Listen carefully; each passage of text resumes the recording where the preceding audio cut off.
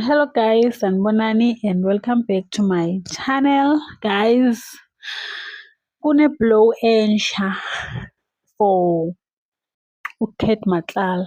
Kuthiwa uMinister we-Public Works and Infrastructure uMr Dean kwathi after kuvele lesa scandal sokuthi i-contract Kate uyithole kanjani kule sibhedlela sase-Pretoria West, wavele wabona ukuthi kungcono athathele umthetho awubekele wona athi seshele yena abone ukuthi if ato-investigate utophuma nani. Okay, wendile lawo ma-investigation wakhe wathola ukuthi hhayi from ekuqaleni Kate bekungamelanga ayithole leya contract, yavele yakhansela with an immediate effect. Yavele nje yakhanselwa kanjalo. Ithe isakhanseliwe sesidobuyela back to eMadlanga Commission, the time kutoba nebufakazi baye bokhuluma. Shadrack Sibiya, Mr Sibiya sizombita njalo, yena waba umuntu logulako longafuni ukuniketa ngebufakazi. Okay, wabese kuyathiwa kuyakhulunywa kuthiwa ikhona into lehlanganisa yena naKate. Wathi yena naKate yebo bakele bahlangana but bebangahlanganeli lokho abantu labaqabanga kona.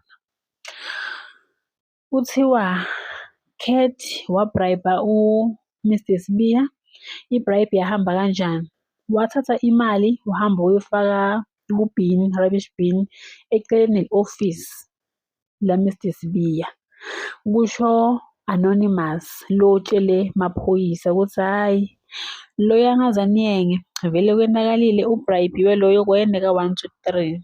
Guys, nisho ukuthi wonke lo muntu lokhona, onke lama-department lawo awakhontrolwa ngu-Kate cause kancane kancane kuyavela.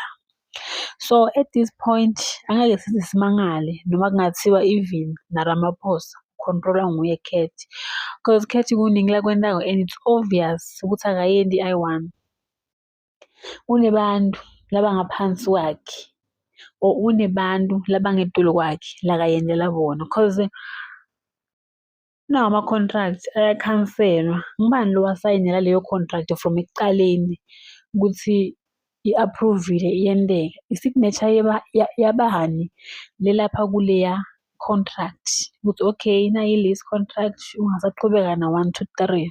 Yabo ukuthi umuntu ofuna kuvela la wonke umuntu uhamba ngelikona, but as for Kate maybe nyalo since ale ebhongweni utokhona akucabanga kahle abuye aqule asinike amagama ukuthi yena bekasebenza nabani, ngoba yena nje lempilo lakayiphilako inebuguptanyana. Kate ligupta lelimnyama lelibhizi li-capture our state system nje. Uyati-capturela yena utiphilela nice, uyatikhuzela. And as for uSibiya, yena why kanangaboshwa? Why yena solo afree atindizela nje?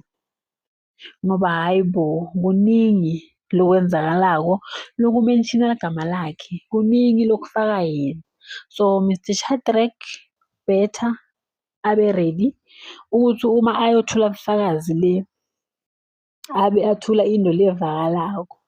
So sitosho sithi kudos ku-Mr Dean for ukuthi ayithathele enhloko indzaba yaleya contract ivele ikhanselwe njalo ngoba kuningi shem. If singaphikana naloko kungasa. Guys, that's the end of our today's video. Please like, comment and subscribe. Donibona ku video elandelayo. Bye.